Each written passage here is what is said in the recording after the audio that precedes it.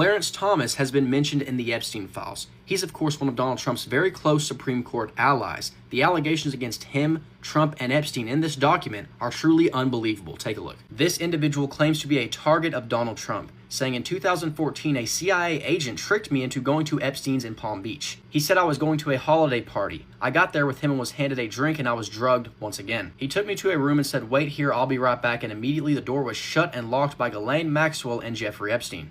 I was locked in a room to be repeatedly SA'd. At one point, the butler unlocked the door, and standing there was Donald Trump. She says I wasn't his cup of tea. He said to a man, "Make sure she drinks some of that so she forgets I was here." Then he said to the butler, "Only open the door that you think I will like." Going on to say, in 1998, my boss at Bank of Boston said there were psychopaths in the CIA and FBI playing a game. He said that Donald Trump was involved and was in this PDF ring. He mentioned Justice Clarence Thomas, who I didn't know. He told me I was sold to the CIA by the man who pretended to be my father, the man that repeatedly SA'd her and trafficked her. She says I didn't believe it at the time, but I do now. She claims agents here in Florida took her from her bed, and she believes they are psychopaths. She remembers a short agent asked me if I had a bad luck nightshirt. This is because she was allegedly in the same shirt multiple times when they abducted her. She goes on to say her memory is foggy at times because she was given substances that are meant to erase your memory. She says her head was smashed with a hammer and that she was electrocuted repeatedly with somebody telling her, "You're not going to talk about the kidnapping you witnessed, right, Christine?" She claims somebody who SA'd her named John took a picture of her to send to Clarence Thomas. She then goes on to say Clarence Thomas SA'd her at a church in Massachusetts when she was about 4 or 5 years old.